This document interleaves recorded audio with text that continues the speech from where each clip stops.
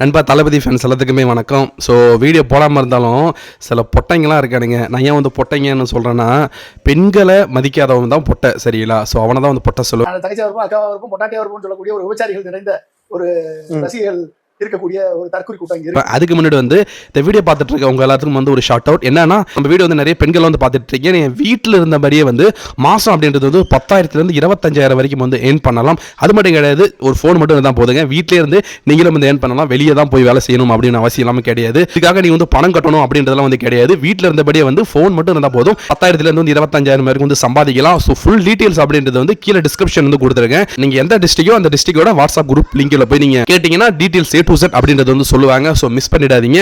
இப்போ திமுக கட்சி பத்தி நான் சொல்லி தெரிய வேண்டியதில்லை. அந்த கட்சியை வந்து ஒரு ஆபாசமா வந்து நிறைய பேர் வந்து பேச வைப்பாங்க, பேசுவாங்க. சிவாஜி கிருஷ்ணமூர்த்தியா இருக்கட்டும், பெண் பேச்சாளர்கள் கூட நிறைய பேர் வந்து ஆபாசமா வந்து பேசியிருக்காங்க. அதை பத்தி நான் வீடியோ கூட வந்து போட்டுருக்கேன். ஆனா அது விஷயம் கிடையாதுங்க. ஆனா 2-3 நாளா ஒரு பெரிய இஷ்யூ வந்து போயிட்டு இருக்கு. நம்ம தளபதி விஜயை வந்து காரி துப்பிட்டாரு. ஏன்னா இது ஒரு மிகப்பெரிய விஷயம். தளபதி விஜயை வந்து யாரெல்லாம் பிடிக்குதுன்னு சொன்னாலுமே சரிதான், அந்த பெண்களை வந்து ரொம்ப அவதூறாவும் அருவருப்பாவும் பேசுறதே வந்து திமுகவோட ஒரு வேலையா இருந்துட்டு இருக்கு. இந்த சிவாஜி கிருஷ்ணமூர்த்தி கூட இந்த சமீபத்தில் வந்து சொல்லியிருந்தாங்க இல்லைங்களா, தளபதி விஜய் வந்து எந்த பொண்ணுலாம் வந்து பிடிக்குதோ பங்களாக்கு போ, அங்க படுக்கு போ, அப்படி போ அப்படின்னு வந்து நாலு பேசியிருந்தா, அதுக்கு வந்து தமிழ்நாட்டில் உள்ள பெண்கள், தளபதியோட தங்கைகள், அக்காக்கள் எல்லாருமே வந்து செருப்படி கொடுத்து சோசியல் மீடியால இந்த வீடியோ போட்டிருந்தாங்க.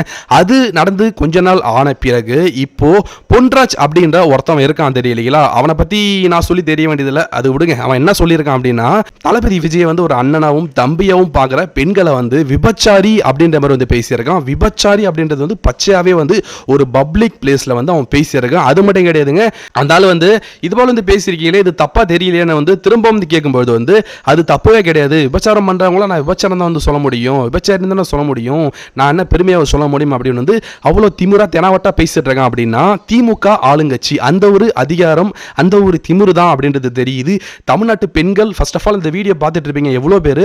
ஸோ விஜயை பிடிச்சிட்டாலே போதும், உடனே வந்து திமுக ஆதரவாளர்களாக இருக்கட்டும், திமுக சப்போர்ட்டாக இருக்கட்டும், எல்லாருமே வந்து விஜய் வந்து எந்த பெண்கள் பிடிச்சாலும் சரி தான் அவங்க வந்து விபச்சாரின்னு சொல்றது, அவங்க கேரக்டர் தப்பா பேசுறது, பங்களாக்கு போ, அந்த போ, இந்த போ அப்படின்னு வந்து எவ்வளோ எச்சத்தனமாக பேசிட்டு இருக்காங்க அப்படின்றது வந்து பார்த்துக்குங்க.